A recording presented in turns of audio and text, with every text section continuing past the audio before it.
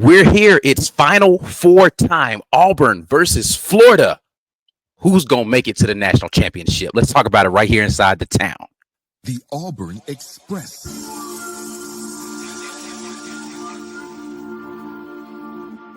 You are now listening to the War Report Longtown Podcast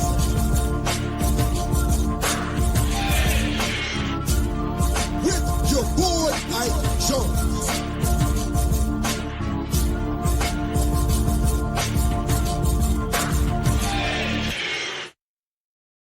Yes, indeed. We are here, Lobtown, part of the Auburn Express, powered by the War Report. Today brought to you by the good folks over at BetUS TV for all of your odds on all the markets and games and all sports. Make sure you head over to betustv.tv and you will be able to get, or betustv.com, and you'll be able to get all of the information you need on how you can play some bets, make you a little bit of money.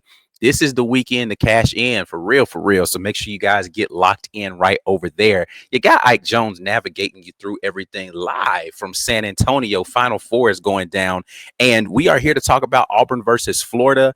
The sequel, Auburn and Florida, renewing a matchup that they had earlier this season, and Auburn looking for revenge, and hopefully be able to get it if you're an Auburn fan. But let's talk about this game a little bit first by looking back at the game that was Auburn versus Florida. And this previous game was one, again, where Auburn did not come out victorious. They were coming off of a little bit of an emotional high, playing that big matchup versus Bama and the 1 versus 2 and all that kind of thing. And, for all of the reasons that people have outlined before, I don't know that Auburn came into this game. Coach Pearl said himself that he didn't feel as if he stressed the urgency and the hunger that Florida team was going to come into that game with. I don't think that there is any reason to think otherwise.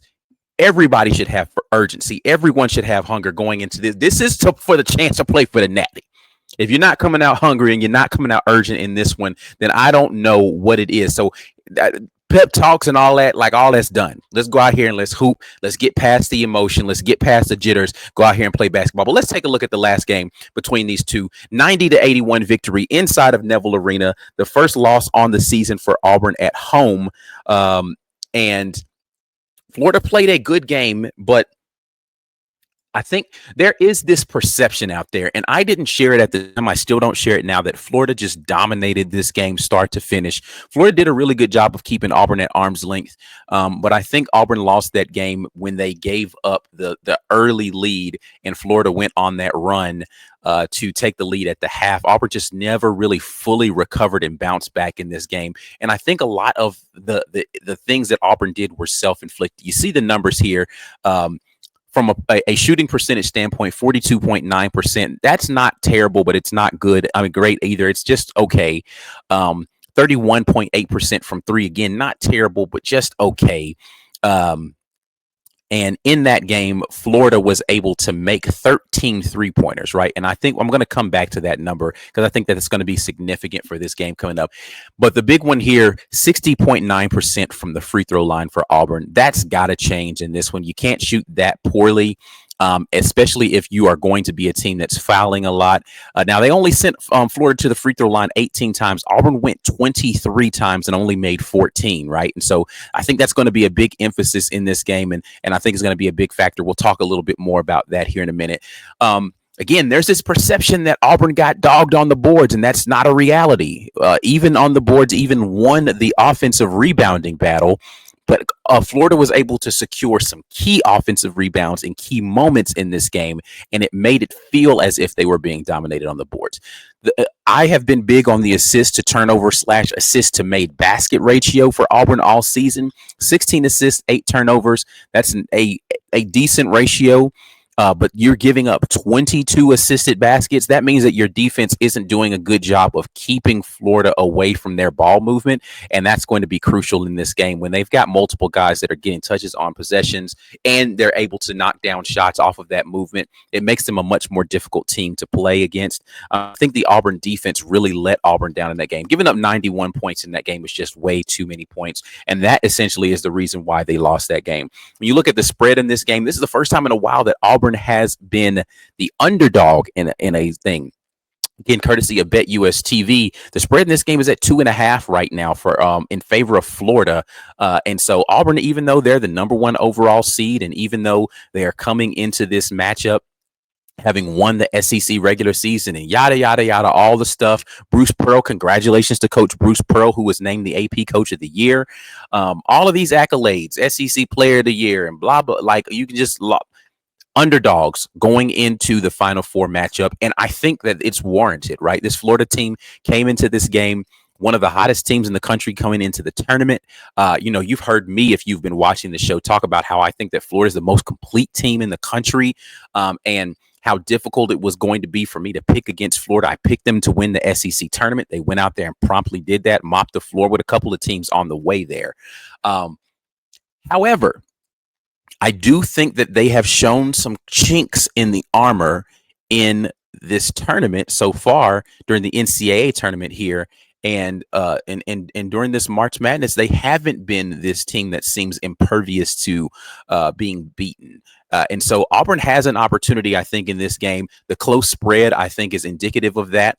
This is going to be a game where both fan bases are going to have to travel quite a bit to be there. I don't know what it's going to feel like in the building and how much energy is going to be there for one direction or the other, how much of the other team's fans are going to be in there rooting one direction or the other. Are they just going to be making noise for things happening? It's going to be very interesting to see what that atmosphere is like. This is going to be truly a neutral court for Auburn in this one, because it's going to be whoever's fan base shows up the most with some other people sprinkled in there. So I am very interested to see what happens in this game as far as the environment is concerned. When you look at this game and the key players or the key things that Auburn needs to focus on, I talked about the 3-point shooting. A lot of that was from Walter Clayton Jr. Walter Clayton Jr. was fresh off of the injury, wasn't sure if he was going to play in this game, and he came out there and was absolutely torching Auburn in this one.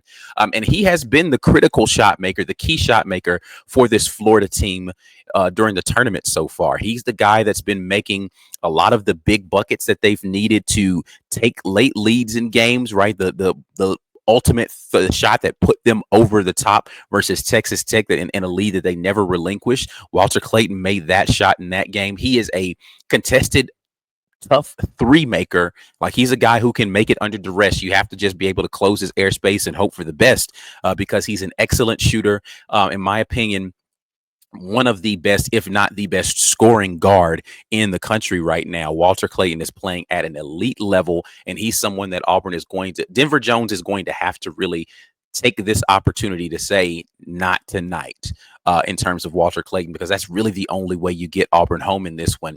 Figuring out how to defend without fouling, that Denver Jones is one of the best in the country at being able to do, and Auburn doing a much better job of closing the airspace on some of the things that they were doing in the high pick and roll action, and some of their stuff that they do to try to get him the ball while he's in motion, with the returns that they do. Like, he'll give the ball up and then relocate and return and come get it in a different spot. They have to do a better job of closing out on him and making sure he does not get into a groove. But one of the things about Walter Clayton, if he's not in the groove at some point in time, he's not one of those guys who needs to see it go in early or he's not going to be on. It just takes him to see it go in one time, and then it can avalanche on you pretty quickly. So he's that good a shooter where it doesn't really matter if he's been cold the entire day. You need to make sure you continue to close out on him, or he will make a big shot against you. So Walter Clayton is the kind of the engine that sparks Florida in a lot of ways offensively. But the other big guy for Florida is actually a big guy, and it is Tommy Houck, man. Tommy Houck is great defender off of the bench, great big, constant energy.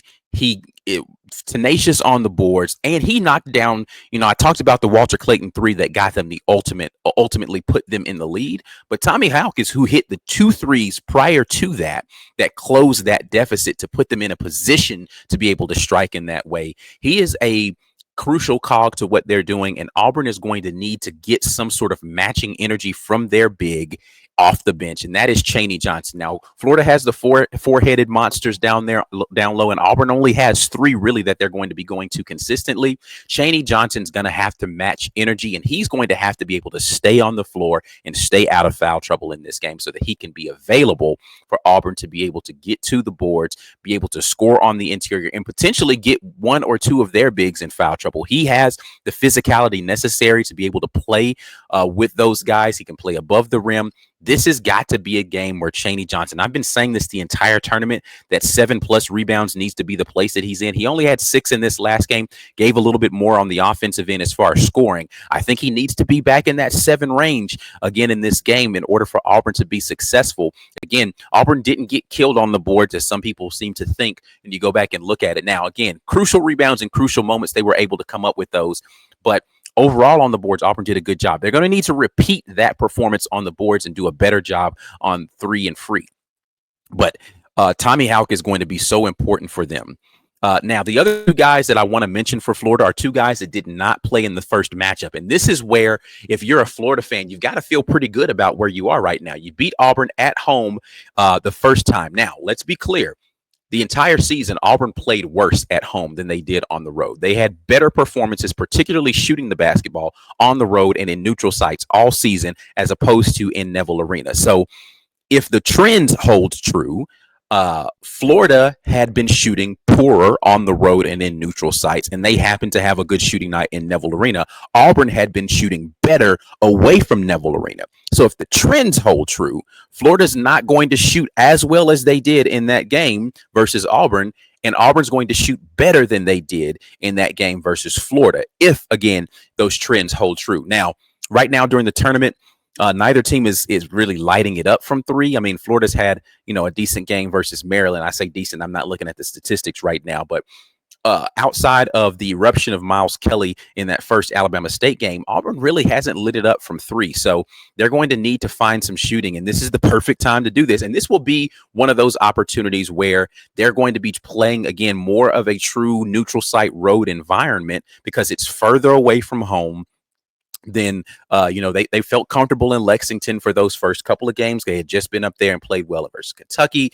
And then in your backyard in Atlanta, this is going to be a little bit more of that Auburn Maui feel, right?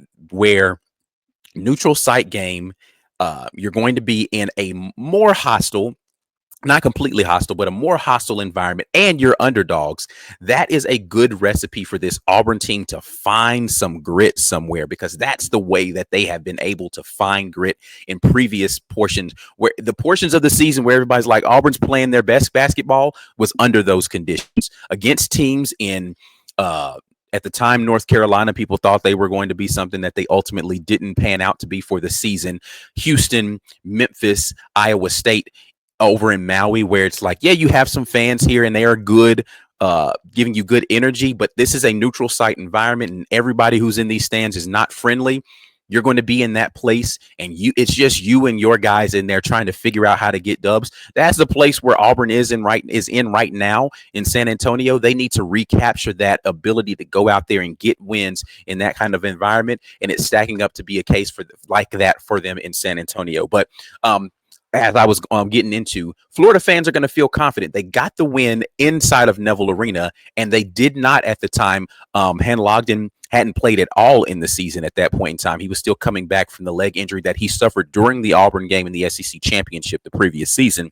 And Elijah Martin was coming off of an injury, and he ended up missing that game. So Florida fans got to be feeling like, okay, we're going to have 2 of our guys back that didn't play in that first game. We won the first game without them at Auburn. But again, I don't know that where it will matter. Let me pause and not just disregard that. Where it will matter for sure is Hanlon Ogden gives you another big that can come in and give you really good minutes to be able to, be tenacious on the boards and rotate and have fouls available and all that sort of thing.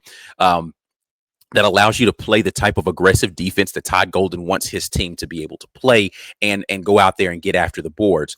And Elijah Martin gives you a different level of athleticism at the guard position than you had before. And that allows you to bring different guards in different rotations off of the bench, right? So you'll have opportunities out there for Florida to play differently than you did in that first game. And Klobuchar played a really good game versus Auburn. Excuse me, not Klobuchar. Klavzar played a really good game in that first time versus Auburn.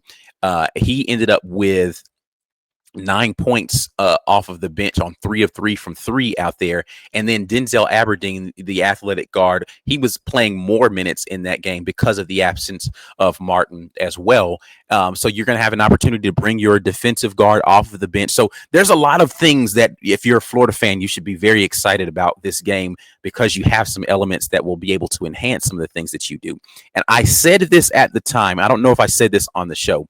I actually think that Klavzar and his ability to be a knockdown shooter and a catch and shoot guy made it to where it was a little bit more advantageous against the way that Auburn was defending the 3 that night, which was not very good. Elijah Martin, excellent athlete, can go out there and knock down threes. This is not disrespectful to Elijah Martin's ability to shoot threes. He's a different kind of player that I think I don't know that I think that Auburn would have been a little bit better off in that night playing against a guy who is going to be able to be defended in the way that he's attacking the rim and that sort. Because Auburn they weren't doing a poor job at the rim. They weren't doing a great job. They weren't doing a poor job. It was at the 3-point line in their defense that they were terrible at. And Klavzar was able to go out there and really knock down some threes in those scenarios. So I do think that maybe Auburn will have some opportunities in that regard. But again, that's not discounting what Elijah Martin brings you from his defensive tenacity, his ability to attack the rim, go out there and get boards. He's going to be able to supply so much more in that regard that Florida did not have in that first game. Having said all of those things, for me, the key for Auburn in this game has got to be getting to the free throw line and making them. You've got to shoot better than, what was it, 60 something percent from that on free throw line, an awful percentage there, 60.9%. You can't do that again. You can't be a team that you need to get that up into the mid to high 60s at worst. You really want to be shooting 70%. And that is going to be incumbent upon the guards because the guards are the better free throw shooters on this team. Janai Broome and Dylan Cardwell, Chaney Johnson are going to be the guys who likely get a lot of fouls, and hopefully you'll be able to do that if you're those guys and get them into the bonus. And then your guards need to be able to take over the game, get downhill, find ways to be able to draw fouls and get to the free throw line and knock them down. Tahad Pettiford, Denver Jones, Chad Baker-Mazara, Miles Kelly, 4 excellent free throw shooters, need to shoot free throws in this game in order for Auburn to be able to get the win because they will hit a higher percentage of those free throws if they're the guys going to the line. Now, listen, that's not excusing Janai Broome's free throw shooting. He needs to be able to go out there and knock down some free throws in this game as well. But you kind of expect that from Janai at this point in time. You expect that from Dylan at this point in time. Those guards, if Auburn can get them into the bonus, need to be able to get to the free throw line and knock down free throws in this game. And then you've got to defend the 3, but you can't give up 13 threes in this game. This can't be a situation where you start off the game like you did versus Creighton and you're letting them go crazy and then you try to clamp down in the second half type of thing. Florida's too good for that. And that's, again, no disrespect to Clayton, but they can put together 2 halves of basketball, particularly on the defensive end, that will allow them to get to the finish line if you give up 12 threes in the first half. 13 threes is too many threes to be able to give up. Now, if they're making tough contested threes, fine. But there were a lot of wide open threes that Florida had in that game. And if Florida's going to shoot a healthy 35+% from 3 and make 13 of those, Auburn's not going to be in a place where they're going to be able to win unless you're going to be shooting 13, 14 made threes as well and shooting them at a, Auburn, when they're making that many threes, really needs to hit them at a 40-something% clip because they don't shoot as many threes as Florida. Florida's more volume than Auburn is as far as their possessions. They're going to be more aggressive in trying to get early offense and that sort of thing. They're going to take early shots in the shot clock more so than Auburn will on a consistent basis. But Auburn needs to be efficient, and the efficiency is where Auburn has dropped off recently. And that goes back to that assist to shot ratio. So made shots, how many of those are coming off of assists? When Auburn is doing a good job of making sure that a lot of their baskets, over 50, maybe even 60% of their baskets, are coming off of assists, that means that that offense is being very efficient. They're sharing the basketball really well. Keep those turnovers low, sub 9, right? 9 or fewer. And Auburn's got a chance to win this basketball game. I feel cautiously optimistic about what Auburn can do in this game, because I do think that the hunger is there for this team. They can taste the national championship game right around the corner for them. And I don't think that Florida's not going to catch them by surprise with their effort in this game. It's not going to be one of those situations, but Auburn needs to come in with a focus on being able to do the small detail things that they have. Honestly, through the first couple of games, Michigan State, they came out and looked focused in that game. But the first couple of games of the tournament, early versus Alabama State, early versus Creighton, early versus Michigan, that focus wasn't there. They need to give a focused 40 minutes, because honestly, end of the game, Michigan State was not focused. They were kind of erratic at the end of that game trying to close it out. They were I think they just had oh man, we won, and relax a little bit. And then you start to see the mistakes happen. Focused 40 minutes, even against a team that is as doggish as Florida, and Auburn can come out with the victory in this one. But I want to hear from you. What are you all's thoughts on this game? Give me some score predictions. Give me your thoughts on who are the big players that need to come up big for Auburn. You can have a laundry list of those, but I definitely want to hear from you. Make sure you share this video before you get out of here. Like the video, subscribe to the channel, and we will be back at you all tomorrow, or whenever you're watching this, game day, with a little bit more live from San Antonio. But I'm out of here until the next time. And as always, War Eagle.